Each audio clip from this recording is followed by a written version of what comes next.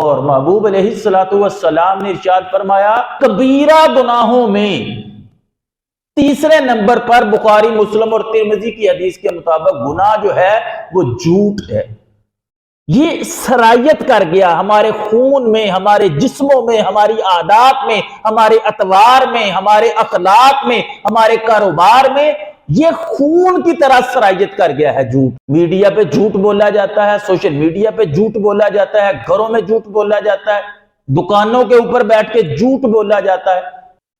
حضرت عبداللہ ابن مسعود رضی اللہ تعالی عنہ آپ فرماتے ہیں کہ نبی کریم علیہ السلام نے فرمایا کہ بندہ سچ بولتا ہے، سچ اس کو نیکی کی طرف لے جاتا ہے۔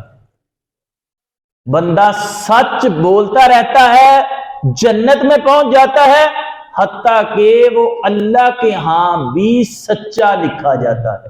بندہ جھوٹ بولتا ہے تو جھوٹ گناہ کی طرف لے جاتا ہے، گناہ جہنم کی طرف لے جاتا ہے۔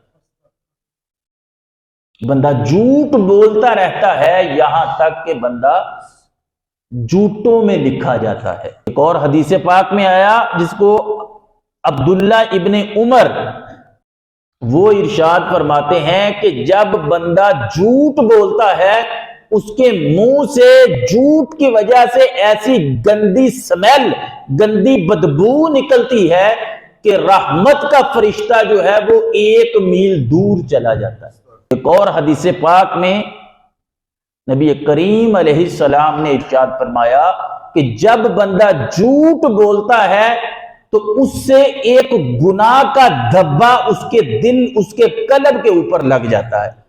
دوسرا بولے گا دوسرا دھبا، تیسرا بولے گا تیسرا دھبا، حتیٰ کہ اس بندے کا قلب ہی گناہوں اور جھوٹ کی وجہ سے کالا ہو جاتا ہے۔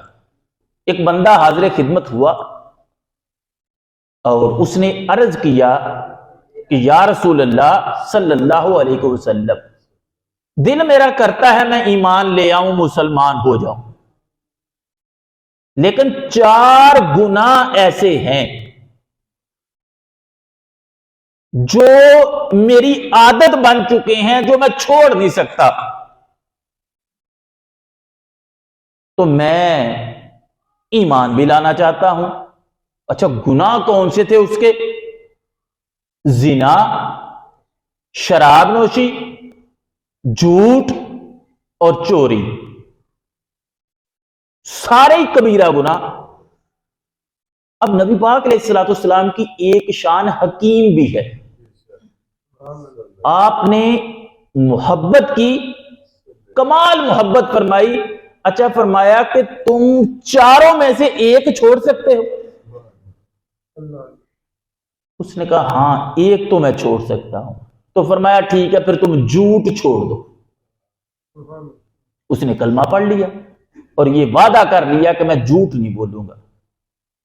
اب رات کو اس کو چوری کا ارادہ بنا، اب وہ چوری کرنے کے لیے جانے لگا، اس کے دل میں خیال آ گیا اگر صبح نبی پاک علیہ السلام نے پوچھا کہ جو چوری کی تھی کہ نہیں، اگر کہوں گا نہیں تو جھوٹ بولا جائے گا، تو وعدہ تو میں کر کے آیا تھا کہ جھوٹ نہیں بولوں گا۔ رک گیا،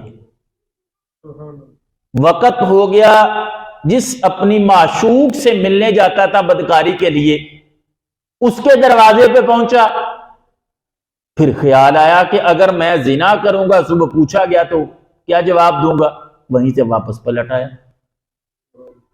آ کے شراب کی بوتل کو کھولا، گلاس میں انڈیلنے لگا، تو دل میں خیال پیدا ہو گیا منہ سے بدبو آئے گی، اگر ساتھیوں نے پوچھا کہ شراب پی ہے تو اگر بتا دیا تو پھر انسلٹ ہے، اگر نہ بتایا تو جھوٹ ہے، تو بوتل کو بھی رکھ دیا۔